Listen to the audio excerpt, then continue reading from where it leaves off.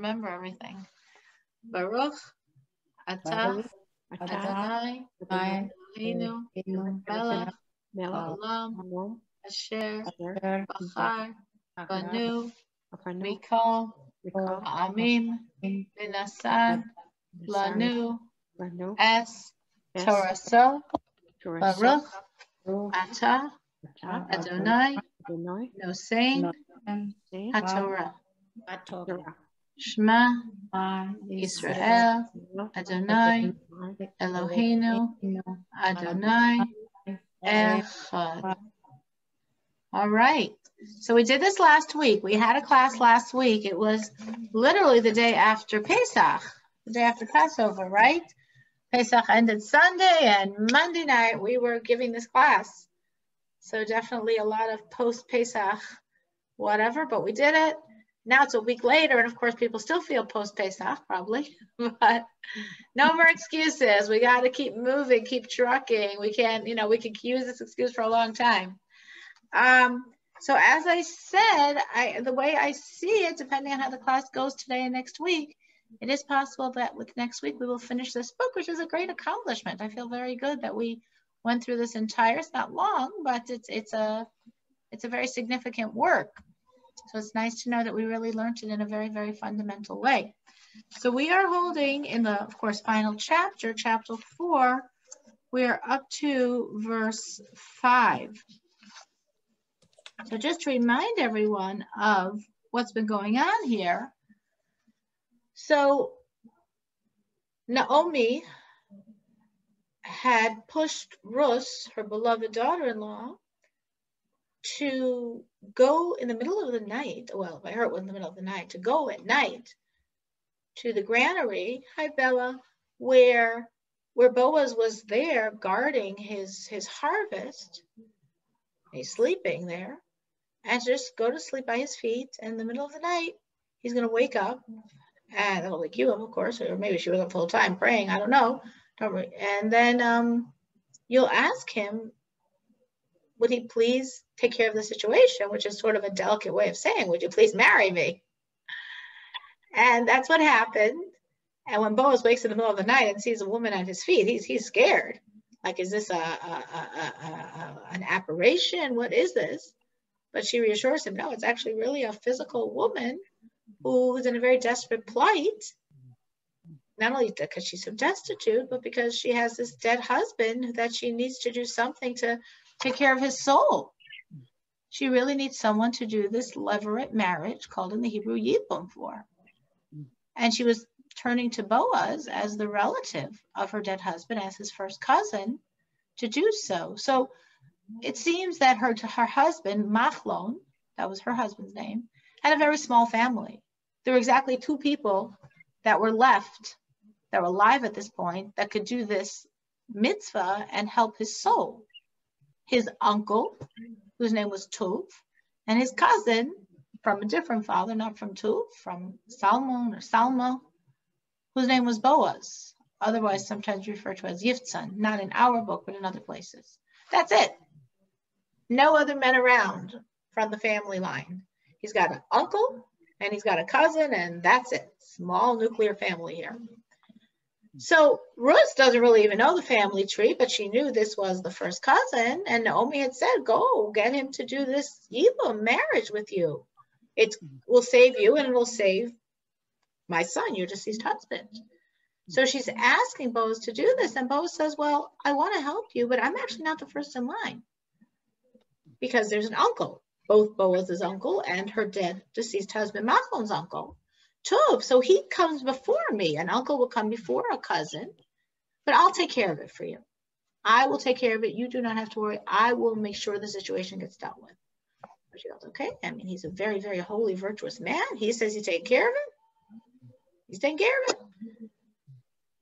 Next morning, he takes her back to Naomi's home, and he goes to the gates of the city, which is where the court met. And lo and behold, who walks by? His Uncle Tuv, who's not normally there. But as we said last week, God said, hey, Naomi's doing her part. Ruth is doing her part. Boaz is doing his part. God said, I'm going to do my part also. And he had to walk right by. Oh, perfect. Come, come, come. You're following the script. I have a proposition for you. You know your deceased brother, Elimelech. He's gone. He had 2 sons. They're gone. His widow, Naomi, is very, very destitute. So she wants to sell the fields. Well, we don't like doing that. We don't like fields leaving the family possession. So she's allowed to. She could sell them to anyone. And she's desperate. She has no money. And if she sells a field, she'll have money to live off of. So would you redeem the fields? Meaning, would you buy them? Because then it stays in the family. And Tov said, yeah, I'll do that for the family's name. Which, of course, it was very nice of him because it's a lot of money. What does he need more fields for? Keep it in the family. I'll do that. Great. Actually, there's another condition. To keep the fields in the family and redeem the fields, you also have to redeem your nephew Machlon's wife, who they never had children, and therefore his soul is still not rested because there's nothing to carry him on. So would you also redeem by marrying Rus and then carrying on perpetuating Machlon's name? And that was as far as we got.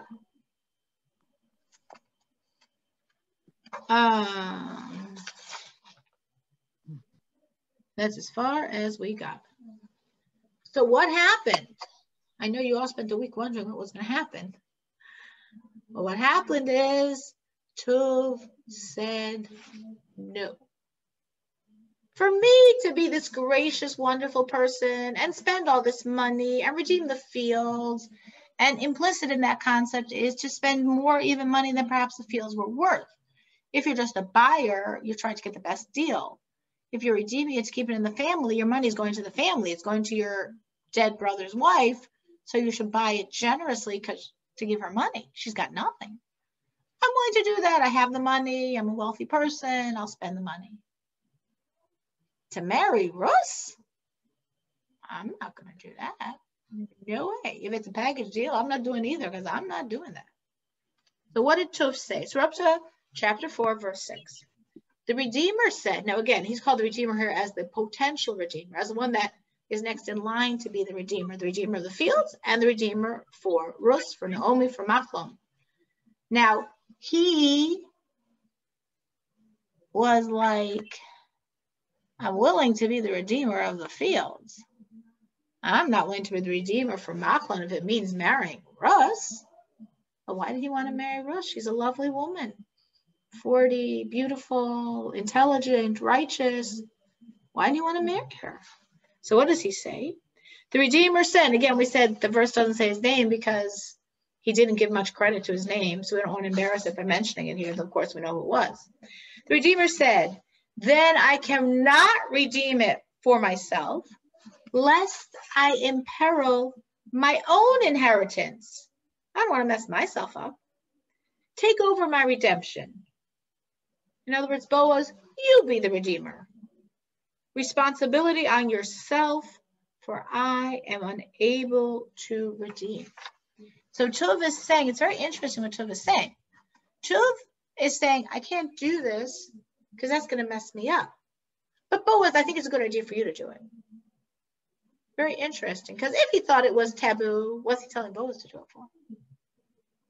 But yet he thought if he did it, it would be taboo. But if Boaz did it, it's a nice idea. So very interesting, this concept here. Very interesting what he's saying here. And he's saying, well, no, it's going to imperil my inheritance, meaning Rus is from Moab. I know she's righteous. I know she's a convert. I know she's Jewish. But we don't marry people from Moab. That's going to mess up my family's name. If my wife is from Moab, what's going to happen to my kids? I don't know. I can't do that to myself. I can't do that to my family. So it's really interesting because Boaz, who was the judge in his court, the chief court for the entire Jewish people, not just for this city of Bethlehem, not just for the tribe of Judah, for the entire Jewish people, he was the judge. And his judicial court had ruled. And we said, and I explained this last week, it's not that they innovated a new concept. This was the ruling originally. This is what Torah originally is meaning. This was a ruling from the time of Moses, of Moshe. But we said people forgot because it wasn't a very used law, because there weren't too many Moabites and Ammonites that were trying to convert anyway. So it wasn't that Boaz and his court came up with a new innovation. They were reminding everyone of the original law. When we say we cannot marry a convert, we mean a man and not a woman, because the whole, as we explained last week, the whole reason why we're not marrying them is because they didn't come out and greet us with the food and the water. Well, we wouldn't expect the women to come out and greet us. That wouldn't be appropriate. It would be very modest. But the men should have done it, and they didn't do it. And this was such a disgrace, and this shows such a lack of kindness, of the nature of what we expect from a Jewish person. Even if they convert, we're not marrying into them. But a woman, it's not her fault. We don't expect her to go out to the fields and greet the people. So, no problem. So Boaz's court had just ruled this. So what was his problem? Why was Tuf saying, no, this will imperil my inheritance? And if it was because maybe he didn't hear, he's not into the news, the Torah news, he doesn't know that Boaz's court had ruled this, why didn't they tell him? Why didn't Boaz or any of the other members of the court say, oh, Tuv, we see you're confused. We see you think you're not allowed to marry a convert from Moab, but it's only a man. She's a woman. It's no problem. Why didn't they say that? So there's many different answers to that question. It's a very obvious question. So the Chidah, the answer he gives is this Tuv was not so learned. He wasn't from the scholars of the generation or of the town. So he did hear what they said. I mean, they were publicizing it. Moavi, velo Moavis, Ammoni, velo Ammonis. The Torah is saying you cannot marry a convert male from Moab, not female. You cannot marry a convert male from Ammon, not female. He heard them say it. Obviously, he understood the words. They were speaking his native language, maybe his only language, Hebrew. That wasn't the problem. But his misunderstanding, because as we said, he wasn't a scholarly person, is he thought they were innovating this concept. He thought they were like making it up on their own. And he thought they were mistaken. He's like, what are they saying? Only a man from Moab, only a man from Ammon. Every child knows we can't marry converts from Moab and Ammon. So I hear the court saying it. I understand what the court's saying. But they're like, newfangled. They're coming up with some new wave ideas. That's not the law. So I can't follow that. What if tomorrow the court will say, oops, we messed up? What's going to happen if I have kids? My kids will be, oops, we messed up here? What if another court comes and turns over this ruling and says they were wrong? Because he was viewing it like this was something they decided on their own. Today they're thinking this, maybe tomorrow they're going to think differently, or maybe another court in 2 days or 2 weeks or 2 years or 10 years or 20 years is going to think differently. There goes my children. There goes my inheritance. There goes all my progeny, all coming from a marriage that we thought was okay, but actually wasn't. So his essence misunderstanding. Again, this is one way of interpreting. This is a Chidah's answer. This is an obvious question. There are different answers, but I'm just giving you one, the Chidah's. So his essence misunderstanding was not realizing that Boaz and his court weren't making up a new interpretation here. This is the law that was always the law, but fell into disuse because there weren't really converts from Moab and Ammon, and therefore was forgotten, and therefore was misunderstood. So he was Boaz and his court were reminding everybody of the real law. As we said that there's different things like that we don't know because we've forgotten them. Like I gave an example, I think last week, of the kosher fowl, of kosher birds. In the Torah always is concise on words. So when it's discussing kosher animals, we have signs. Split hoofs, choose its cut. Kosher fish, we have signs, skins and fails. Sorry for that one. But what's the signs of kosher birds? So we said, oh, it's not signs. The Torah tells us. The Torah lists the birds that are not kosher, and every other bird is kosher. Why does it list the not kosher ones? Because the majority of birds are kosher. So the few that are not kosher, the Torah tells us, that every other bird is kosher. Well, practically speaking, we eat almost no birds. Even though, from the Torah's perspective, the high majority of birds are kosher. Why not? Because we forgot. Because it wasn't common practice. So even though we know technically that a lot of birds are kosher, but we're not sure which are the not kosher ones. So the only birds we eat are the ones that we have a tradition that were eaten by Jews going way back. Those are the only ones we eat because we're not sure. Not because we don't know that theoretically most are kosher. We just don't know because it fell into disuse. We weren't surrounded by these birds enough to say that we have experiential knowledge of which are kosher and not. So just give me an example where there could be a law, but if it's not practiced, it gets a little murky in our brains. So this law got very murky in their brains, and that's why they actually came to misunderstanding it. Now, it's interesting because if Tuv thought this is taboo, what's he telling Boaz to do it for? In other words, Boaz's court is saying the law is for a male from Moab and Ammon. A female convert from Moab and Ammon, no problem marrying. Tuv, go marry Rus. Oh, no, I will imperil my inheritance. Boaz, I think you should. If he thought it was treif, if he thought you're not allowed to do it, what's he telling Boaz, his nephew, to do it for? So it shows that he was confused. He didn't think it's treif. He just heard the court say it's allowed. But he wasn't 100% sure. Well, maybe tomorrow it won't be allowed. Maybe they're innovating and they're wrong. So he said, Boaz, you are so righteous. You're the leader of the generation. You're the judge of the generation. You're the tzaddik of the generation. You have many merits. If you marry her, I know it's going to be okay. Because all your merits will protect the situation. So we won't have the situation I'm fearful of that tomorrow your court will decide differently, or in 5 years another court will decide differently, and there goes the ruling, and there goes all my kids. You have merits. If you do this, the marriage will be protected. Me, I'm a simple nobody. I have a great nephew, but I'm a simple nobody.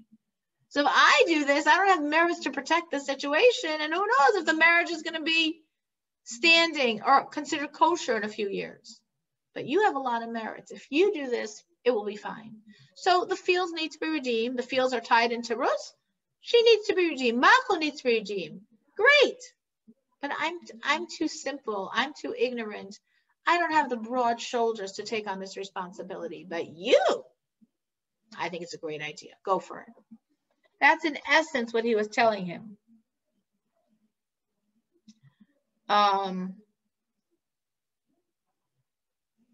So it's like saying it's not forbidden, but it might become problematic. But if you do it, I trust that with your merits, it will never become problematic. So that was Tuv's response. Any thoughts, any questions on any of this? Okay, so what happened? So Tuv is saying, he's in essence passing the buck. He's saying, I'm scared to do this, but Boaz, I think it's a great idea for you. So now we're up to verse 7. And verse 7 tells us, it's like the narrator talking, and it tells us of a common custom in those days, not in our days. Now, this book was written quite a while after the events happened, not thousands of years later. If you remember, we said this book was written by Shmuel, who was about 3 generations later, really even less. Because it was Ovid, Yishai, David. He's about two generations later.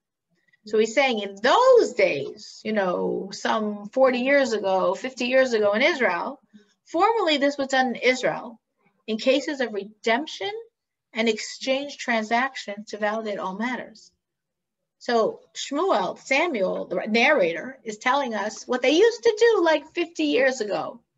To show that something is a legally binding transaction. We don't do this. And obviously already by Shmuel's time, they didn't do it because otherwise he wouldn't need to write it for us. But 40, 50 years before, this is what was done. One would draw off his shoe and give it to the other. This was a process of ratification in Israel. So the author, the narrator, Shmuel, the prophet, Samuel, is telling us in those days, 40, 50 years ago, when they were making a binding transaction, something they did to show that it was a binding transaction is that the person that's purchasing, whatever the transaction is, takes off his shoe and gives it to the other person. I guess he gets it back afterwards. He's not giving him his shoe. He's transferring the shoe as a symbolic representation. I'm making the sale. This is happening.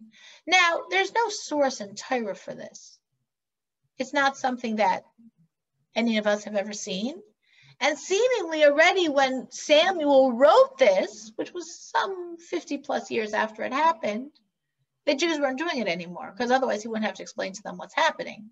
So he wrote it because obviously people didn't know what that would mean. But before, 50 years and prior, this is what they did. Because what we're going to see is Boaz is going to take off his shoe and give it to Tov. So Samuel's explained to us why he was doing this. It's not a biblical custom, but Samuel is saying it's well-founded, it's ancient, it's valid. Verse 8. So when the Redeemer said to Boaz, buy it for yourself, he drew off his shoe. Now, again, Boaz is saying to Tov, his uncle, and Machlon's uncle, Ruth's uncle by marriage, so to speak, you marry her. Tov says, no way, I don't want to mess myself up. You marry her. And Boaz says, fine, I will. But instead of saying, fine, I will, he takes off his shoe and he gives it to Tov, saying, yes, I am now acquiring from you this transaction. You were supposed to do it. You are closer in line. So it's your transaction, your right, your privilege, your obligation to buy the field from Naomi and Ruth and to marry Ruth and save her and save Machlon's line. You're not willing to do the marriage, so you're exempting out of the whole deal. I'm giving you my shoe as a sign that I'm taking over your rights and responsibilities. I'm going to do it.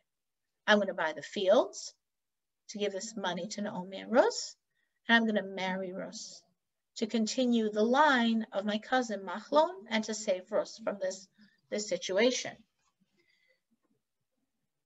So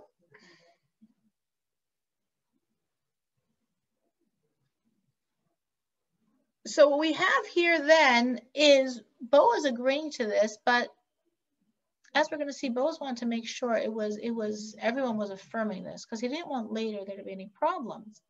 The truth is, later there were problems. But let's read. Boaz said to the elders and to all the people, you are witness this day, as you see I'm passing on this shoe, that I have bought all that was Elimelech's. Remember, that was his uncle, his deceased uncle. All that was Kilyon and Machlon's, his deceased cousins, from Naomi. Now, in this verse, it says, you are witnesses today. And in the next verse, it also says witnesses. Witnesses for the land transactions, witnesses for the marriage. And he's really actually creating here two separate groups of witnesses, meaning Boaz understood. First of all, he understood that he was older. He was, as we already said many times, and not giving away the story because I've already said too many times, he died the night he got married to Ruth. He literally died that night. God was just keeping him alive for the relationship between Ruth and Boaz to consume this marriage and to create the line that would eventually be King David, eventually be Mashiach. So I don't know that he knew he was going to die impendingly, but he definitely knew he wasn't going to live forever. And he understood that if God would give children, again, that would be a big miracle. He's an older man. Obviously, if he's feeling, his wife just passed away, he obviously was older. When he's around, probably no one's going to start up because he's the judge. But when he's not around, he understood the nature of man, that people will start questioning the legitimacy of the child, which is exactly what people did. So he was trying to protect that future child that hopefully God would create, because that's the purpose of this whole marriage, is this child, by actually creating two different groups of witnesses. That a lot of people are seeing this, that a lot of people are going to affirm, yes, I was there, I witnessed this, Boaz was the judge, that's what his court ruled. So he brings a group of witnesses to witness this transaction of the sale of the land, and the second group of witnesses for this transaction, so to speak, of the marriage. That everyone hopefully would say, yes, I was there, I saw it, it's kosher, it's legit, it was in the court, the highest court of the land, the court of Boaz. Now, unfortunately, people still spoke against it. Boaz has a child with Rus. His name is Ovid. He was an incredible tzaddik. Ovid has a child. His name is Yishai. Yishai is such an incredible tzaddik. He's one of the few people that we're told only died because of the primordial sin. Otherwise, he would never have died. He was so perfect. Yishai has a child. His name is David. People questioned Ovid's legitimacy. People didn't forget. They questioned Yishai's legitimacy. They didn't forget. They questioned David's legitimacy. So, as Boaz correctly assumed, even though this is being done by the highest court of the land, even though the court, before this whole Rus issue came up, said as a legal verdict, it's only talking about a male from Moab and Ammon. It's not talking about a female from Moab and Ammon. But people say what they want to say. And people often prefer to say things that make things look not good and talk bad about people, instead of researching to really find out what the correct story is, what the real truth is, what the law is. And Boaz was aware of that enough to try to bring these two groups of witnesses, which isn't necessary. One group could have sufficed for both issues, to try to just make it more legit, more public, to prevent people from doing what they in the end did, which is to very much question the legitimacy of his son Ovid, Ovid's son Yishai, and Yishai's son David.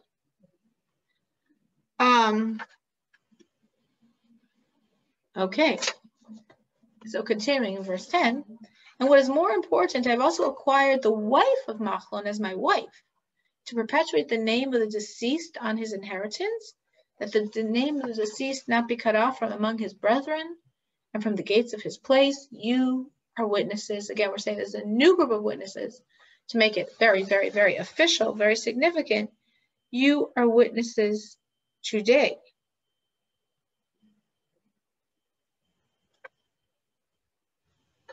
So this is very strong here, that he's really saying there's two things I'm doing here, and they're two very different things. So I'm not using the same group of witnesses. I'm not putting them in the same verse. I'm acquiring land, and I'm doing something completely different. I'm acquiring a wife. A wife isn't like a piece of land, That's a relationship.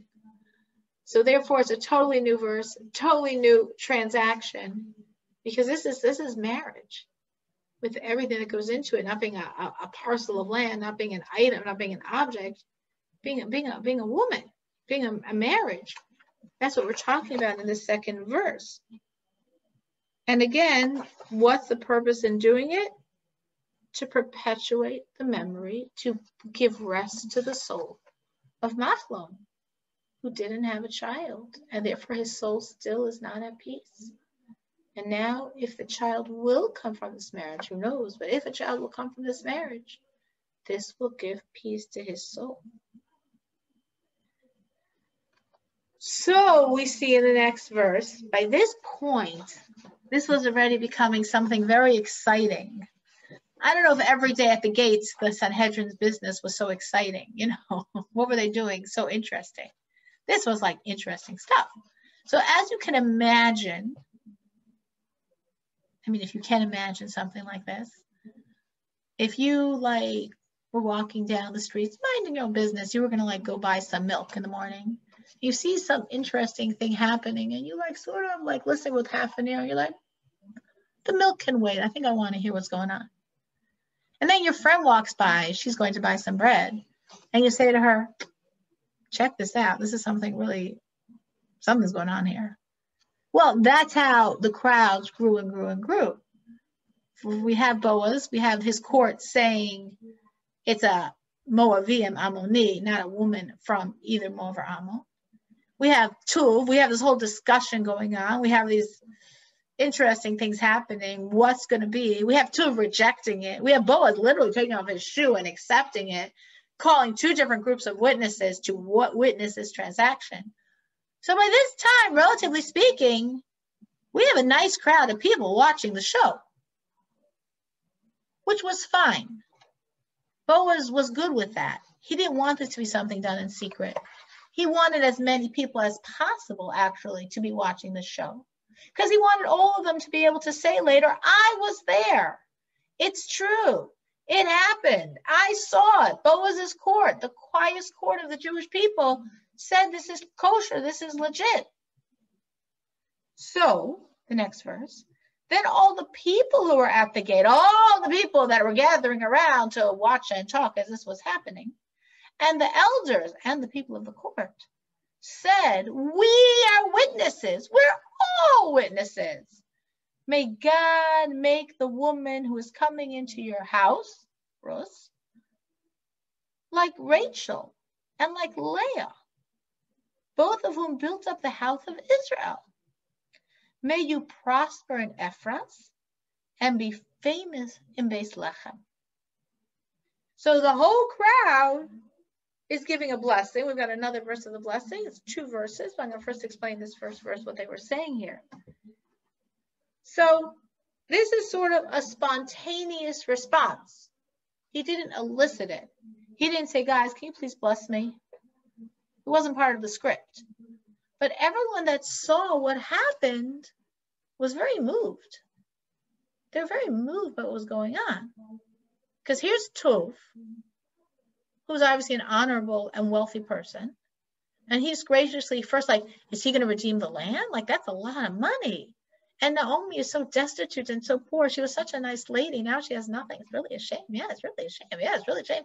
And Tov says, I will redeem the lands. Oh. And then Boaz says, oh, one more thing. You also got to redeem the wife. Is he going to redeem the wife? Is he going to marry Rus? I don't know. She's a Moabite convert. Yeah, but the court just said it's okay. I don't know. They said that? Yeah, they said that. Yeah, maybe they didn't mean it. No, they meant it. I don't know. Boaz is saying it. Obviously, he meant it. Well, what if he's wrong? Well, why would he be wrong? He's a judge. Well, maybe he's wrong. What's Tov going to do? And Tov says, no way. Oh. So now Naomi has nothing. So now Rus has nothing. And then Boaz steps up, takes off his shoe, says he's going to be the redeemer. So it's a very emotional thing. The people were very invested in the drama going on. Of like, is it going to happen? No. It happened, right? That's how the scripts are always written. It happened. It really happened. Boaz is going to redeem the lands. Oh, Baruch Hashem, thank God. Naomi's going to be taken care of. And he's going to marry Rus. Oh, wow. Rus is going to be taken care of. She's such a nice lady. Yeah, she's such a nice lady. I've seen her around. She's really nice. Everyone spontaneously is giving this beautiful blessing to the new couple, the rather old but new couple of the judge Boaz and his wife-to-be, who's not there at the moment actually observing all this. She's with Naomi.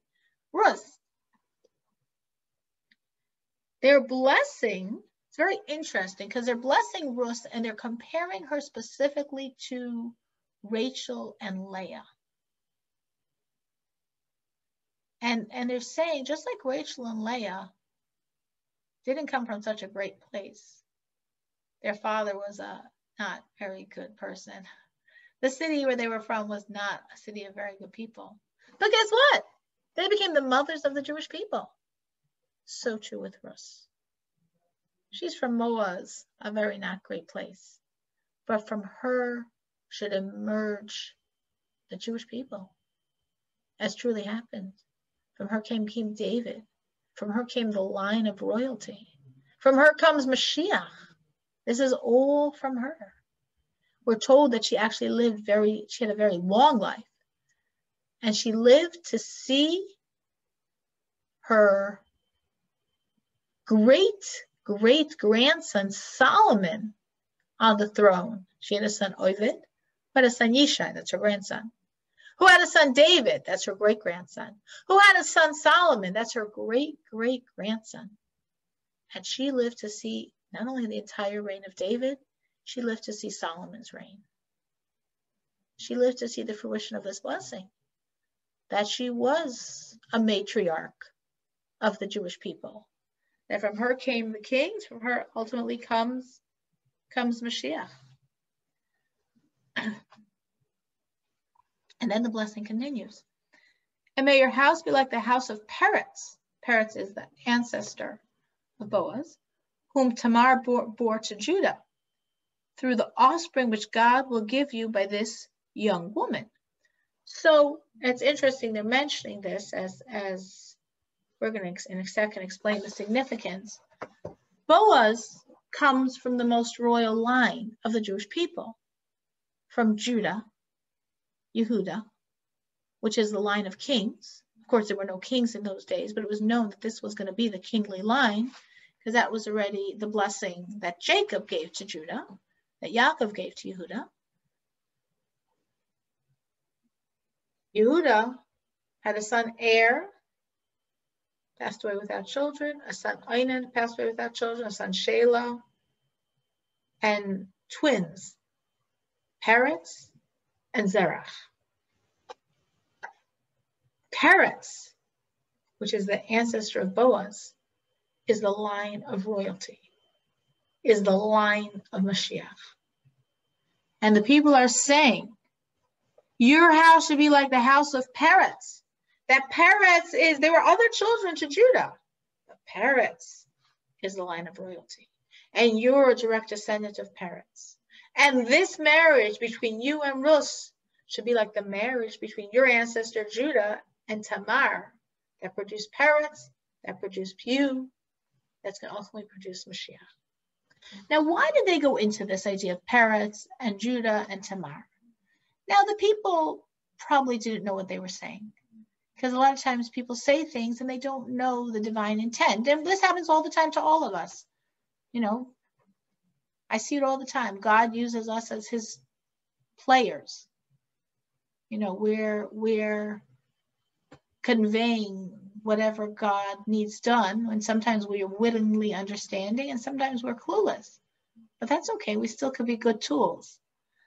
So when they are bringing out this idea of Peretz and Tamar and Judah, not necessarily did they understand what they were saying, but it was actually a very deep and true point.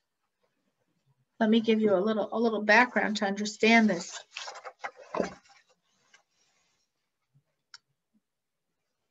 We could even go prior to that. We could look at it from both lines. When we're looking at this story that happened here, Boaz's marriage to Rus, we have two lines that are converging here.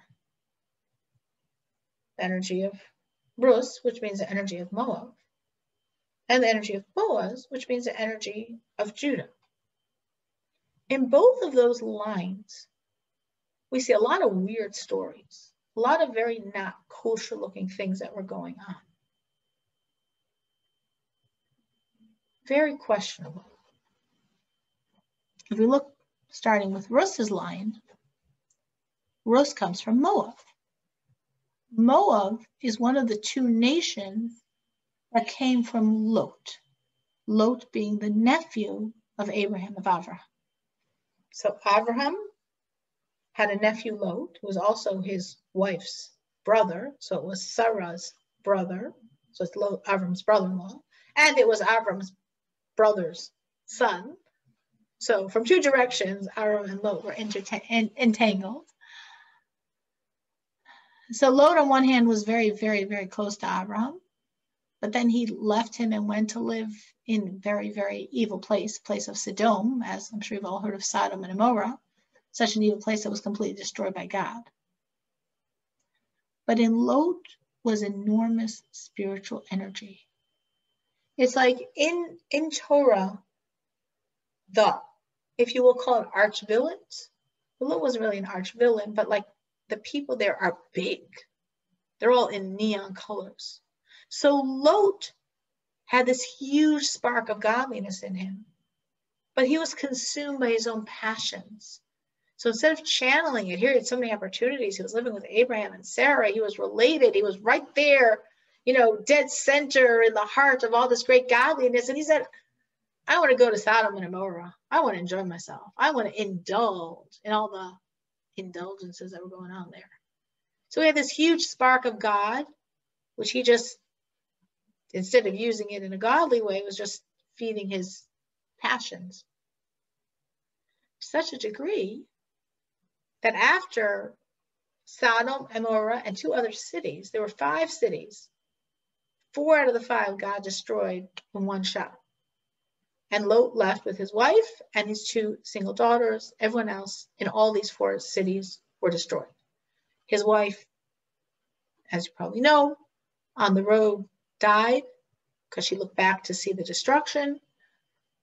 And Lot continues with his 2 daughters. They come to the one remaining city, and Lot was getting edgy there. He's like, I don't know, it's probably going to be destroyed too. And he just left, and he and his daughters went out to the fields. They lived in a cave. And the daughters thought, this is it. God just destroyed the world. He saved our righteous father and us. And that's it. There's no one else left in the world. They truly thought the world was destroyed as, it happened. They knew that God basically wiped out mankind almost completely by the flood. Noah, his wife, and his 3 sons and their wives. That was, the whole world got rebuilt. Prior to that, when mankind first started sitting with idolatry, the Mediterranean rose up and a third of mankind died. There was the Tower of Babylonia where all the nations got all mixed up. So, all right, I guess God is doing it again. Yes, Sodom and Gomorrah. I mean, where we live from, a really evil place. So God said, you guys are too evil for the world. Forget it. Destroying everyone. The whole world's going to be rebuilt from Lot and his 2 daughters. And with that premise, they had relationships with their father and produced 2 nations. The older daughter, who was obviously not a very moral person, called her son Moab, because Moab means may of, from the father, meaning he came from her father. The second daughter, that was a little more modest than that, called her son Ammon, which just means from a nation. The first daughter was mamish saying, this is from my father, which is something that everyone would consider like disgusting. So here we have Lot's huge spark buried in the impurities of Sodom and Gomorrah, and then even worse, immersed in these roots from which came, imagine what people come from this. Imagine what the nation of Moab and Ammon were like. There's that huge spark in this dirt, in this filth. And they were really evil people. And we're told that they were so evil that God truly would have, should have destroyed both nations, Moab and Ammon. Like nations are coming. Why do we deserve nations to come from such corruption and evil? And if anyone does come, are they repenting? No, they're continuing these same horrific, immoral ways. What's God keeping them on this world for? This is a rejection of everything the world is supposed to be about. Our sages say, you know why God did not destroy the nations? Because of 2 beautiful, perfect women that were going to come from this. Rus from Moab. There was another perfect convert that came from Ammon named Naamah, who was one of the wives of King Solomon. And in the merit of Rus and Naamah, These entire nations were spared. So here we have this huge spark of energy in Lot, in Sodom and Gomorrah, in this horrific act between Lot and his daughters, in this horrific nation. Waiting. Centuries are going by. Until Ruth emerges, extracts that spark, and has it fuse with the spark that Boaz is carrying. Now, Boaz, we said, it comes from very illustrious lineage, but also that illustrious lineage, as we've touched on in our class, also seems like a little strange. As we said, Boaz comes from Judah. Well, that's very illustrious. That's Jacob's son, Yaakov's son, who from him is going to come the kings. True. But also by Judah, there was a really weird story. And the weird story is with his very, very, very holy, righteous daughter-in-law, Tamar. Who Tamar was this very, very holy woman and very beautiful woman. And Judah, Mary had Tamar, who also came from very illustrious lineage. Her father was Shem, who was very, very righteous. The one righteous son of Noah was Shem. So she comes from very illustrious lineage, and she was, as her father was, Shem was perfectly righteous. His daughter Tamar was perfectly righteous. So Judah found this most virtuous woman for his son. Beautiful shidduch, as we say. But Judah's son wasn't so righteous. And Judah's son was like, I feel really bad. She's going to be my wife. We're going to have kids. All her beauty's going to get all messed up. Forget it. I'll just make sure we don't have children. And for doing so, God took away his life. And then Judah said, oh my gosh, my oldest son, Er, died. Well, then, of course, as we've learned, the levirate marriage, his brother, Einan, has to marry Tamar. And of course, Tamar is so wonderful and righteous and virtuous and modest and wonderful woman. That's the shidduch. And Einan, who also was not so righteous, marries Tamar. And Einan says, I'm gonna have children. The children aren't gonna be mine. They're really spiritually my dead brothers. What am I doing that for? So he also made sure never to have a child. God said, you're doing the same crime your brother did. Forget it. You're also gone. So he died. And then Judah says, I don't know about Tamar. Like, she looks really righteous. She looks really modest. She looks very holy. But she just had one of my sons and he died. Then she had another son and he died. I've got one more son left. What if for some reason something about her makes her husband's die? I don't want my last child to die. So he sort of pushed her off. We'll wait till Shayla grows up. And Tamar understood that he wasn't planning on giving her Shayla. And Tamar, because she was a very, very holy woman, knew she was supposed to have a child from this line. Well, it wasn't with Er, because he made sure they didn't have a child. And it wasn't with Einan, because he made sure they didn't have a child. So they had no children. And she understood it had to be with Judah himself. And she set up a whole situation in which she pretended she was a harlot, a prostitute on the road. Okay, so she goes to this place, sitting with her face covered. Nobody knows who she is. And she's there waiting. I mean, because she knows Judah's going to come to this place. What in the world was she thinking? Why in the world would Judah look at a prostitute? And why in the world did he look at a prostitute? Why in the world did he have relationships? Of course, it was kosher. He asked her 50 questions, our sages say, to make sure it was kosher. Still doesn't seem too kosher. And we're told that no, God created this. God pushed it. If you study this and all of its explanations, God made this happen. Okay, he asked all the questions. It was kosher. Didn't seem very kosher. She gets pregnant. Judah finds out Tamar's pregnant. He's like, oh my gosh. She must have relationships with another man. Well, that's like adultery, because officially she's still tied here to waiting for Shayla. He didn't know it was with him. And he didn't know that it was kosher, which it actually was. And when he finds out, okay, so she doesn't die.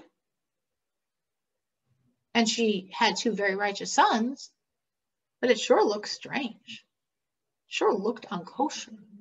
If you study it with all the commentaries and all the sages' words and all the Kabbalistic answers that everyone gives, you find out it was kosher. We need to do a lot of studying to get to that point. On the surface, it did not look very kosher. So look what God's doing. God's taking the line of Rus, and that for sure was not kosher. God's taking Judah and Tamar, and that was kosher, but you need to do a lot of studying to find out that it really was kosher. What do this? Judah and Tamar were very holy people. Why did he do it like that? God could have found a better way. God was so boxed in, he couldn't think of another solution besides that one. What happened that way? And then we have these two sparks converge. The spark that Boaz was holding all the way back to Judah and Tamar's sparks. The spark that Rus is holding all the way back to Lot's spark.